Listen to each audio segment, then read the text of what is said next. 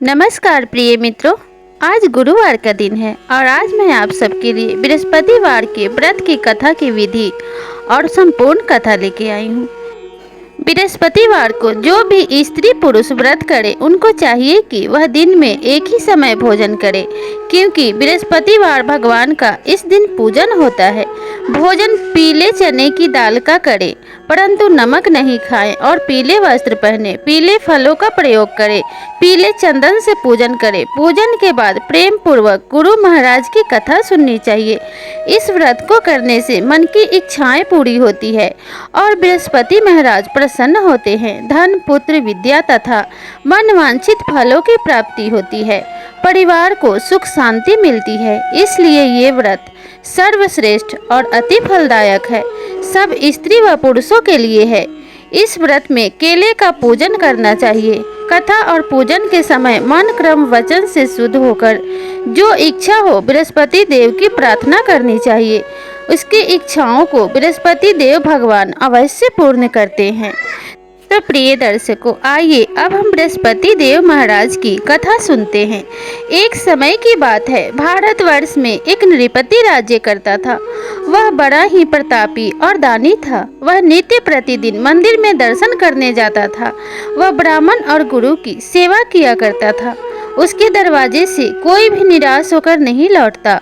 वह प्रत्येक गुरुवार को व्रत रखता एवं पूजन करता था। हर एक दिन गरीबों की सहायता करता था, परंतु यह सब बातें उसकी रानी को अच्छी नहीं लगती थी। वह ना तो व्रत करती और ना ही किसी को एक दमड़ी तक दान देती थी। राजा से भी ऐसा करने के लिए मना किया करती थी। एक समय की बात है, राजा शिकार खेलने वन को गए हुए थे। घर पर रानी और दासी अकेली थी। उस समय गुरु बृहस्पति महाराज एक साधु का रूप धारण कर राजा के दरवाजे पर भिक्षा मांगने गए तथा भिक्षा मांगी तो रानी कहने लगी, हे साधु महाराज, मैं इस दान और पुण्य से तंग आ गई हूँ। मेरे से तो घर का कार्य ही समाप्त नहीं होता। इस कार्य के लिए तो मेरे पति देव ही बहुत हैं। आप इस प्रकार की कृपा करें कि यह सब धन नष्ट हो जाए तथा मैं आराम से रह सकूं। साधु बोला, हे देवी, तुम तो बड़ी विचित्र हो। संतान और धन से कोई दुखी नहीं होता, इसको तो सभी चाहते हैं। पापी भी पुत्र और धन की इच्छा करता है। अगर आपके पास अधिक धन है तो भूखे मनुष्यों को भोजन करवाओ, प्याऊ लगवाओ, ब्राह्मण को दान दो, धर्मशाला बनवाओ, तालाब, कुआं, बावड़ी, बाग बगीचों आदि का निर्माण कराओ। निर्धन मनुष्यों की कुंवारी कन्याओं का विवाह कराओ। यज्ञादि कर्म करो। इस प्रकार के कर्मों से आपका कुल और आपका नाम परलोक में भी सार्थक होगा एवं स्वर्ग की प्राप्ति होगी। मगर रानी इन बातों से खुश नहीं हुई। वह बोली, हे साधु महाराज, मुझे ऐसे धन की भी आवश्यकता नहीं है जिसको मैं मनुष्यों को दान देती फिरूं तथा जिसको रखने और उठाने में मेरा सारा समय ही बर्बाद हो जाए। साधु महाराज ने कहा कि हे देवी, तुम्हारी ऐसी ही इच्छा है तो ऐसा ही होगा। मैं तुम्हें बताता हूँ, वैसा ही करना। बृहस्पतिवार के दिन घर को गोबर से लीपना, अपने केसों को पीली मिट्टी से धोना, केसों को धोते समय स्नान भी करना। राजा से कहना कि वह हजामत करवाए। भोजन, मांस, मदिरा खाना, कपड़ा धोबी के यहाँ धुलने के लिए डालना। इस प्रकार 7 बृहस्पतिवार करने से तुम्हारा सब धन नष्ट हो जाएगा। ऐसा कहकर साधु अंतर ध्यान हो गए। रानी ने साधु के कहने के अनुसार वैसा ही किया। 3 बृहस्पतिवार ही बीते थे कि उसका समस्त धन नष्ट हो गया और भोजन के लिए दोनों तरसने लगे। संसारिक भोगों से दुखी होकर रहने लगे। तब राजा ने रानी से कहा कि हे रानी, तुम यहाँ पर रहो, मैं दूसरे देश को जाता हूँ, क्योंकि यहाँ पर मुझे सभी मनुष्य जानते हैं, इसलिए कोई छोटा कार्य नहीं कर सकता। देश चोरी, परदेश भीख बराबर है। ऐसा कहकर राजा परदेश चला गया। वहाँ वह जंगल को जाता और लकड़ी काट कर लाता और शहर में बेचता। इसी तरह जीवन व्यतीत करने लगा। इधर राजा के घर रानी व दासी दुखी रहने लगी। किसी दिन भोजन मिलता और किसी दिन जल पीकर ही रह जाती। एक समय रानी और दासी को 7 रोज बिना भोजन के व्यतीत हो गए। तो रानी ने अपनी दासी से कहा, हे दासी, यहाँ पासी के नगर में मेरी बहन रहती है। वह बड़ी धनवान है, तू उसके पास जा और उसके से 5 सेर गेहूं मांग के ले आ, जिससे कुछ समय के लिए गुजर हो जाएगी। रानी की आज्ञा पाकर दासी उसके बहन के पास गई। रानी की बहन उस समय पूजा कर रही थी, क्योंकि उस रोज बृहस्पतिवार था। जब दासी ने रानी की बहन को देखा तो उससे बोली, हे रानी, तुम्हारी बहन ने मुझे भेजा है, मेरे लिए 5 सेर गेहूं दे दो। इस प्रकार दासी ने अनेक बार कहा, परंतु रानी ने कुछ उत्तर नहीं दिया, क्योंकि उस समय बृहस्पतिवार की कथा सुन रही थी। इस प्रकार जब बांदी को किसी भी प्रकार का उत्तर नहीं मिला तो वह बहुत दुखी हुई एवं क्रोध भी आया और लौटकर अपने गांव रानी के पास आकर बोली, हे रानी, तुम्हारी बहन तो बहुत ही अभिमानी है। वह छोटे मनुष्यों से बात भी नहीं करती, इसलिए मैंने उससे कहा तो उसने कोई उत्तर नहीं दिया। मैं वापस चली आई। रानी बोली, हे दासी, इसमें उसका कोई दोष नहीं है। जब बुरे दिन आते हैं तब कोई सहारा नहीं देता। अच्छे बुरे का पता तो विपत्ति में आकर ही लगता है। जो ईश्वर की इच्छा होगी वही होगा। यह सब हमारे भाग्य का दोष है। इधर उस रानी ने देखा कि मेरी बहन की दासी आई थी, परंतु मैं उससे नहीं बोली, इससे वह बहुत दुखी हुई होगी। यह सोच कथा को सुन और विष्णु भगवान का पूजन समाप्त कर रानी की बहन घर चल दी और घर जाकर अपनी बहन से कहने लगी, हे बहन, मैं बृहस्पतिवार का व्रत कर रही थी। तुम्हारी दासी गई थी, परंतु जब तक कथा होती है तब तक न उठते हैं और न बोलते हैं, इसलिए मैं नहीं बोली। कहो दासी, क्यों गई थी? रानी बोली, बहन, हमारे घर अनाज नहीं था। वैसे तुमसे कोई बात छिपी नहीं है, इस कारण मैंने दासी को तुम्हारे पास 5 सेर गेहूं के लिए भेजा था। रानी बोली, बहन देखो, बृहस्पति भगवान सब मनोकामना पूर्ण करते हैं। देखो, शायद तुम्हारे घर में अनाज रखा हो। इस प्रकार जब रानी ने सुना तो घर के अंदर गई और वहां उसे गेहूं का घड़ा मिल गया।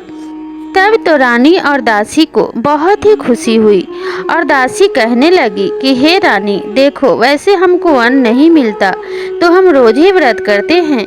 अगर आपकी बहन से व्रत की विधि और कथा पूछ ली जाए तो हम भी व्रत किया करेंगे। तब रानी ने अपनी बहन से पूछा कि हे बहन, बृहस्पतिवार के व्रत की कथा कैसे है तथा यह व्रत कैसे करना चाहिए? रानी की बहन ने कहा, गुरु के व्रत में चना की दाल मुनक्कद से विष्णु भगवान का केले की जड़ में पूजन करे तथा दीपक जलावे, पीला भोजन करे तथा कहानी सुने। इस प्रकार करने से गुरु भगवान प्रसन्न होते हैं, अन्न पुत्र धन देते हैं, मनोकामना पूर्ण करते हैं। इस प्रकार रानी और दासी दोनों ने निश्चय किया कि बृहस्पति भगवान का पूजन जरूर करेंगे।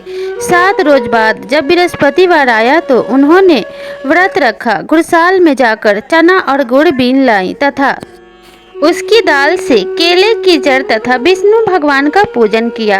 अब भोजन पीला कहाँ से आवे? बेचारी बड़ी दुखी हुई, परंतु उन्होंने व्रत किया था, इस कारण गुरु भगवान प्रसन्न थे। 2 थालों में सुंदर पीला भोजन लेकर आए और दासी को देकर बोले, यह तुम्हारे और रानी के लिए भोजन है, तुम दोनों करना। दासी भोजन पाकर बड़ी प्रसन्न हुई और रानी से बोली, हे रानी जी, भोजन कर लो। रानी को इस प्रकार इस विषय में कुछ पता नहीं था, इसलिए वह दासी से बोली, तू ही भोजन कर, क्योंकि तू व्यर्थ में हमारी हंसी उड़ाती है। दासी बोली, एक महात्मा भोजन दे गया है। रानी कहने लगी, वह भोजन तेरे लिए ही दे गया है, तू ही भोजन कर। दासी ने कहा, वह महात्मा हमको 2 थालों में भोजन दे गया है, इसलिए हम और तुम दोनों ही साथ साथ भोजन करेंगी। इस प्रकार रानी और बांदी ने गुरु भगवान को नमस्कार कर भोजन आरंभ किया तथा वह प्रत्येक बृहस्पतिवार को गुरु भगवान का व्रत और विष्णु भगवान का पूजन करने लगी। बृहस्पति भगवान की कृपा से फिर से रानी और दासी के पास धन हो गया, तो रानी फिर से उसी प्रकार आलस्य करने लगी। तब दासी बोली, देखो रानी, तुम पहले इस प्रकार से आलस्य करती थी, तुम्हें धन को रखने में कष्ट होता था, इसी कारण सब धन नष्ट हो गया। अब गुरु भगवान की कृपा से धन मिला है, तब तुम फिर से आलस्य करती हो। बड़ी मुसीबतों के बाद हमने यह धन पाया है, इसलिए दान पुण्य करना चाहिए तथा भूखे मनुष्यों को भोजन करवाओ, प्यासों के लिए प्याऊ लगवाओ, ब्राह्मणों को दान दो, कुआं, तालाब, बावड़ी आदि का निर्माण करो।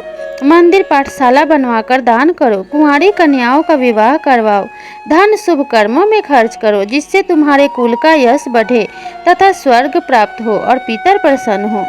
तब रानी ने इसी प्रकार का कर्म करना आरंभ किया तो काफी यश फैलने लगा। एक दिन रानी और दासी विचार करने लगी, न जाने राजा किस प्रकार से होंगे, उनकी कोई खबर नहीं। गुरु भगवान से प्रार्थना की और भगवान ने रात्रि में राजा को स्वप्न में कहा, हे राजा उठ, तेरी रानी तुझको याद करती है, अपने देश को चला जा। राजा प्रातः काल उठा और विचार करने लगा। स्त्री जाति खाने और पहनने की संगनी होती है, पर भगवान की आज्ञा मानकर वह अपने नगर के लिए चलने को तैयार हुआ। इससे पूर्व जब राजा परदेश चला गया था तो परदेश में दुखी रहने लगा था। प्रतिदिन जंगल से लकड़ी बीन कर लाता और उन्हें शहर में बेचता। अपने दुखी जीवन को बड़े ही कठिनता से व्यतीत करता था। एक दिन राजा दुखी हो अपनी बातों को याद करके रोने लगा। तब उस जंगल में से बृहस्पति देव एक साधु का रूप धारण कर आ गए और राजा के पास आकर बोले, हे लकड़हारे, तुम इस सुनसान जंगल में किस चिंता में बैठे हो, मुझको बताओ। यह सुन राजा के नेत्रों में जल भर आया और साधु की वंदना कर बोला, हे भगवान, आप सब कुछ जानने वाले हो। इतना कह वह साधु को अपनी संपूर्ण कहानी बतला दी। महात्मा दयालु होते हैं। उससे बोले, हे राजा, तुम्हारी स्त्री ने बृहस्पति देव का अपराध किया था, जिस कारण तुम्हारी यह दशा हुई। अब तुम किसी प्रकार की चिंता मत करो, भगवान तुम्हें पहले से अधिक धनवान करेगा।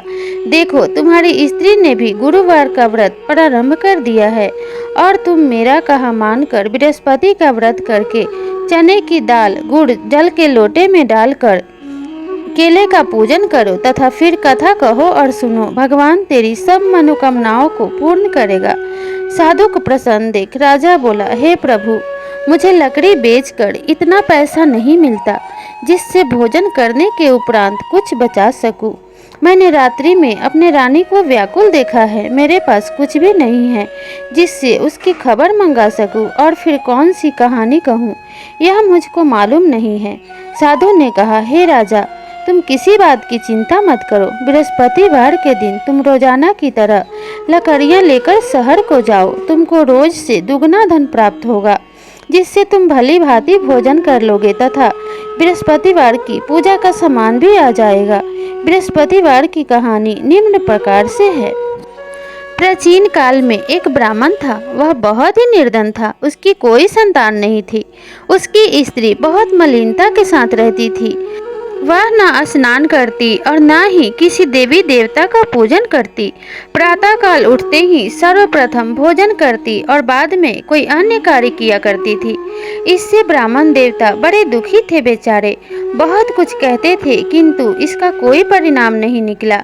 भगवान की कृपा से ब्राह्मण की स्त्री को कन्या रूपी रत्न पैदा हुई और वह कन्या अपने पिता के घर में बड़ी होने लगी।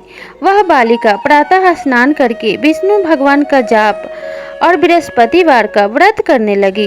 अपने पूजा पाठ को समाप्त करके स्कूल को जाती तो अपने मुट्ठी में जौ भर के ले जाती और पाठशाला के मार्ग में डालती जाती। तब ये जौ स्वर्ण के हो जाते और लौटते समय उनको बीन कर घर ले आती थी। एक दिन वह बालिका उन सोने के जवों को सूप में फटक कर साफ कर रही थी। तभी उसके पिता ने देख लिया और कहने लगा कि हे पुत्री, इन सोने के जवों को फटकने के लिए सोने का सूप होना चाहिए। अगले बार जब बृहस्पतिवार का व्रत आया तब उस बालिका ने व्रत रखा तो गुरु भगवान से प्रार्थना करने लगी कि हे बृहस्पति देव, यदि मैंने आपकी पूजा सच्चे मन से की हो तो मेरे लिए सोने का सूप दे दो। बृहस्पति देव ने उसकी प्रार्थना स्वीकार कर ली तो रोजाना की तरह वह कन्या जौ फैलाती हुई जाने लगी। जब लौटकर जौ बीन रही थी तो बृहस्पति देव की कृपा से सोने का सूप मिला। उसे वह घर ले आई और उससे जौ साफ करने लगी, परंतु उसकी माँ का वही ढंग रहा। एक दिन की बात है, वह कन्या सोने के सूप में जौ साफ कर रही थी। उस समय शहर का राजपुत्र वहां से होकर निकला। उस कन्या के रूप और कार्य को देखकर मोहित हो गया तथा अपने घर आकर भोजन तथा जल त्याग कर उदास होकर लेट गया। राजा को इस बात का पता लगा तो अपने प्रधानमंत्रियों के साथ उसके पास गए और बोले, हे बेटा, तुम्हें किस बात का कष्ट है?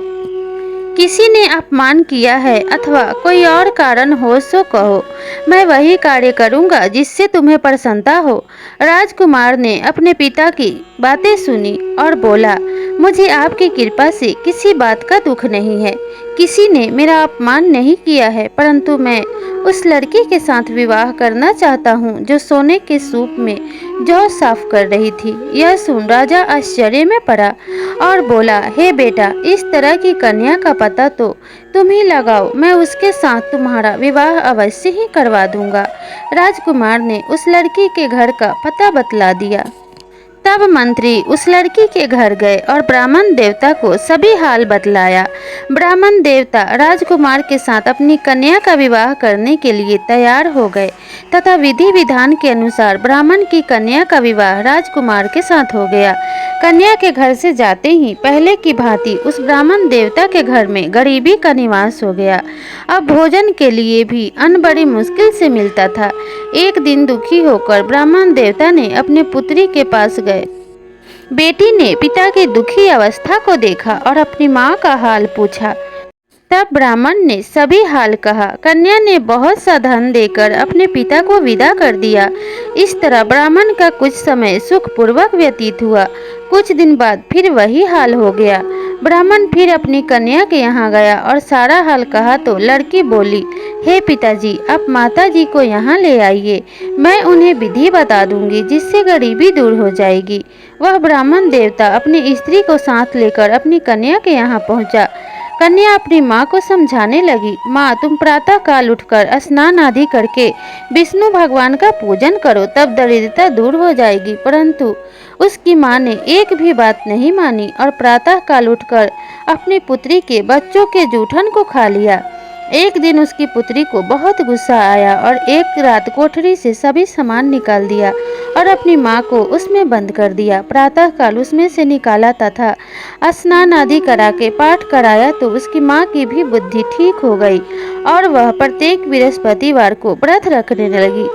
इस व्रत के प्रभाव से उसकी माँ भी बहुत धनवान और पुत्रवती हो गई और बृहस्पति जी के प्रभाव से स्वर्ग को प्राप्त हुई तथा वह ब्राह्मण भी सुखपूर्वक इस लोक के सुख को भोगकर स्वर्ग को प्राप्त हुए। इसी तरह इस कहानी को कहकर साधु देवता वहां से अंतर्ध्यान हो गए। धीरे धीरे समय व्यतीत होने पे 7 रोज बाद बृहस्पतिवार का दिन आया। राजा जंगल से लकड़ी काटकर शहर में बेचने गया। उसे उस दिन और दिनों से अधिक पैसा मिला। राजा ने चना गुड़ लाकर गुरुवार का व्रत किया। उस दिन से उसके सभी कलेश दूर हुए, परंतु जब दोबारा गुरुवार का दिन आया तो बृहस्पतिवार का व्रत करना भूल गया। इस कारण बृहस्पति भगवान नाराज हो गए। उस दिन नगर के राजा ने विशाल यज्ञ का आयोजन किया था तथा शहर में यह घोषणा करा दी कि कोई भी मनुष्य अपने घर न भोजन बनावे और न आग जलावे। समस्त जनता मेरे यहाँ भोजन करने आवे। इस आज्ञा को जो नहीं मानेगा उसके लिए फांसी की सजा दी जाएगी। इस तरह की घोषणा संपूर्ण नगर में करवा दी गई। राजा की आज्ञा अनुसार सभी नगरवासी राजा के यहाँ भोजन करने गए, लेकिन लकड़ी बेचने में देर होने की वजह से लकड़हारा थोड़े देर से पहुंचा। इसलिए राजा उसको अपने साथ घर ले गए और ले जाकर भोजन करा रहे थे तो रानी की दृष्टि उस खूंटी पर पड़ी जिस पर उसका हार लटका हुआ था। वह वहां पर दिखाई नहीं दिया। रानी ने निश्चय किया कि मेरा हार इसी मनुष्य ने चुरा लिया है। उसी समय सैनिकों को बुलाकर उसे जेल खाने में डलवा दिया। वह राजा जब जेल में पड़ गया और बहुत दुखी होकर विचार करने लगा कि न जाने कौन से पूर्व जन्म के कर्म से मुझे यह दुख प्राप्त हुआ है। उसी साधु को याद करने लगा जो उसे जंगल में मिला था। उसी समय तत्काल बृहस्पति देव साधु के रूप में प्रकट हुए और राजा को देखकर कहने लगे, मूर्ख, तूने बृहस्पति देवता की कथा नहीं की, इस कारण तुझे यह दुख प्राप्त हुआ है। अब तू चिंता मत कर, बृहस्पति के दिन जेल खाने के दरवाजे पर 4 पैसे पड़े मिलेंगे। उनसे तू बृहस्पति देव की कथा कहना, तेरे सभी कष्ट दूर हो जाएंगे। बृहस्पतिवार के रोज उसे 4 पैसे मिले। राजा ने कथा कही। रात्रि को बृहस्पति देव ने उस नगर के राजा से स्वप्न में कहा, हे राजा, तुमने जिस आदमी को जेलखाने में बंद किया है वह निर्दोष है, वह राजा है, उसे छोड़ देना। रानी का हार उसी खूंटी पर लटक रहा है। अगर तू ऐसा नहीं करेगा तो मैं तेरे राज्य को नष्ट कर दूंगा। इस तरह वह रात्रि के स्वप्न को याद कर प्रातः काल उठा और खूंटी पर हार देखकर लकड़हारे को बुलाकर क्षमा मांगी तथा राजा के योग्य सुंदर वस्त्र आभूषण देकर विदा किया तथा गुरुदेव की आज्ञा अनुसार राजा अपने नगर को चल दिया। राजा जब नगर के निकट पहुंचा तो उसे बड़ा आश्चर्य हुआ। वहां पहले से अधिक बाग, तालाब, कुएं तथा बहुत सी धर्मशाला आदि बन गए थे। राजा ने पूछा कि यह सब किसका बाग है? तब नगर के सब लोग कहने लगे, यह सब रानी और बांदी के हैं।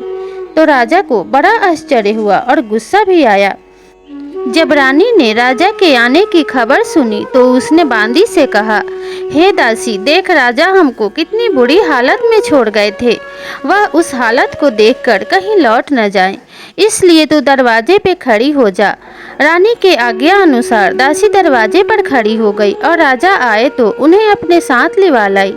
तब राजा ने क्रोध करके अपनी तलवार निकाली और पूछने लगा, यह बताओ कि तुम्हें यह धन सब कैसे प्राप्त हुआ है? तब उन्होंने कहा, हमें यह सब धन बृहस्पति देव के प्रभाव से प्राप्त हुआ है। राजा ने निश्चय किया कि 7 दिन बाद तो सभी बृहस्पति देव का पूजन करते हैं, परंतु मैं प्रतिदिन दिन में 3 बार कथा करा करूँगा तथा व्रत किया करूँगा। अब हर समय राजा के दुपट्टे में चने की दाल बंधी रहती थी तथा दिन में 3 बार कहानी कहता और व्रत करता। एक दिन राजा ने निश्चय किया कि चलो अपनी बहन के यहाँ हो आवे। इस तरह निश्चय कर राजा घोड़े पर सवार हो अपनी बहन के यहाँ को चलने लगा। मार्ग में उसने देखा कि कुछ आदमी एक मुर्दे को लिए जा रहे हैं। उन्हें रोककर राजा कहने लगा, अरे भाइयों, मेरी बृहस्पति की कथा सुन लो। वे बोले, लो, हमारा तो आदमी मर गया है, इसको अपनी कथा की पड़ी है। परंतु कुछ आदमी बोले, कहो, हम तुम्हारी कथा भी सुनेंगे। राजा ने दाल निकाली और कथा आरंभ कर दी। अभी कथा आधी हुई थी कि मुर्दा हिलने लग गया और जब कथा समाप्त हो गई तो राम राम कह के वह मनुष्य उठकर खड़ा हो गया। आगे मार्ग में उसे एक किसान खेत में हल चलाता मिला। राजा ने उसे देखा और उससे बोला, अरे भाइयों, तुम मेरी बृहस्पति की कथा सुन लो। किसान बोला, जब तक मैं तेरी कथा सुनूंगा तब तक 4 हरैया जोत लूंगा। जा अपनी कथा किसी और को सुनाना। इस तरह राजा आगे चलने लगा। राजा के हटते ही बैल पछाड़ खाकर गिर गए तथा किसान के पेट में बड़े जोर से दर्द होने लगा। उस समय उसकी माँ रोटी लेकर आई और उसने जब देखा तो अपने पुत्र से सभी हाल पूछा और बेटे ने सभी हाल कह दिया। तो बुढ़िया दौड़ी दौड़ी घुड़सवार के पास गई और उससे बोली, मैं तेरी कथा सुनूंगी, तू अपनी कथा मेरे खेत पर चलकर सुनाना। राजा ने बुढ़िया के खेत पर जाकर कथा कही, जिसको सुनते ही बैल खड़े हो गए तथा किसान के पेट का दर्द भी बंद हो गया। राजा अपनी बहन के यहाँ पहुँच गया। बहन ने भाई की खूब मेहमानी की।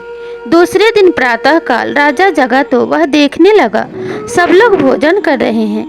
राजा ने अपनी बहन से कहा कि ऐसा कोई मनुष्य नहीं है जिसने भोजन न किया हो, मेरी बृहस्पति देव की कथा सुन ले। बहन बोली, हे भैया, यह देसी ऐसा है, पहले लोग यहाँ भोजन करते हैं, बाद में अन्य काम करते हैं। अगर कोई पड़ोस में हो तो देख आऊं। ऐसा कहकर वह पड़ोस में देखने चली गई, परंतु उसे कोई ऐसा व्यक्ति नहीं मिला जिसने भोजन न किया हो। अतः वह कुम्हार के घर गई जिसका लड़का बीमार था। उसे मालूम हुआ कि उनके यहाँ 3 रोज से किसी ने भोजन नहीं किया है। रानी ने अपनी भाई की कथा सुनने के लिए कुम्हार से कहा। वह तैयार हो गया। राजा ने कुम्हार के घर आकर बृहस्पतिवार की कथा कही, जिसको सुनकर उसका लड़का ठीक हो गया। अब तो राजा की प्रशंसा होने लगी। एक रोज राजा ने अपनी बहन से कहा, हे बहन, हम अपने घर को जाएंगे, तुम भी तैयार हो जाओ। बहन ने अपनी सास से कहा। सास ने कहा, हाँ चली जा, परंतु अपने लड़कों को मत ले जाना, क्योंकि तेरे भाई की कोई औलाद नहीं है। बहन ने कहा, हे भैया, मैं तो चलूंगी, पर कोई बालक नहीं जाएगा। राजा बोला, जब कोई बालक नहीं चलेगा तब तुम ही चलकर क्या करोगी। बड़े दुखी मन से राजा अपने नगर को लौट आया। राजा ने अपनी रानी से कहा, हम निर्वंशी राजा हैं, हमारे भाग्य में औलाद का मुंह देखना नहीं लिखा है। रानी बोली, हे प्रभु, बृहस्पति देव ने हमें सब कुछ दिया है, हमें औलाद भी अवश्य ही देंगे। उसी रात को बृहस्पति देव ने राजा से स्वप्न में कहा, हे राजा उठ, सभी सोच को त्याग दे, तेरी रानी गर्भ से है। राजा को यह बात सुन बड़ी खुशी हुई। 9वें महीने में उसके गर्भ से एक सुंदर पुत्र पैदा हुआ। तब राजा बोला, हे रानी, स्त्री बिना भोजन के रह सकती है, बिना कहे नहीं रह सकती। जब मेरी बहन आवे तब तो मुझसे कुछ मत कहना, कोई ताना मत देना। रानी ने सुनकर हाँ कर दी। जब राजा की बहन ने यह शुभ समाचार सुना तो वह बहुत खुश हुई तथा बधाई लेकर अपने भाई के यहाँ आई। तभी रानी ने कहा, घोड़ा चढ़कर नहीं आई, गधा चढ़ी आई। तभी राजा की बहन ने बोला, भाभी, मैं इस प्रकार नहीं कहती तो तुम्हें औलाद कैसे मिलती। बृहस्पति देव जी ऐसे ही हैं, जैसे जिसके मन में कामनाएं हैं सभी को पूर्ण करते हैं। जो सद्भावना पूर्वक बृहस्पति वार का व्रत करता है एवं कथा पढ़ता है अथवा सुनता है और दूसरों को सुनाता है, बृहस्पति देव उसकी सभी मनोकामनाओं को पूर्ण करते हैं। भगवान बृहस्पति उसकी सदैव रक्षा करते हैं। संसार में जो सद्भावना से भगवान जी का पूजन व व्रत सच्चे हृदय से करते हैं, उनकी सभी मनोकामनाएं भगवान बृहस्पति देव पूर्ण करते हैं। जैसे सच्ची भावना से रानी और राजा ने उनका गुणगान किया तो उनकी सभी इच्छाएं बृहस्पति देव जी ने पूर्ण की थी। इसलिए सबको कथा सुनने के बाद प्रसाद लेकर जाना चाहिए। हृदय से उनका नमन करते हुए जय जयकार बोलना चाहिए। बोलो बृहस्पति देव की जय, विष्णु भगवान की जय।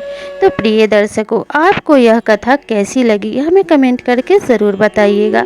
और अगर बृहस्पति देव की ये कथा आपको अच्छी लगी हो तो इस वीडियो को लाइक करके चैनल को ज़रूर सब्सक्राइब कीजिएगा।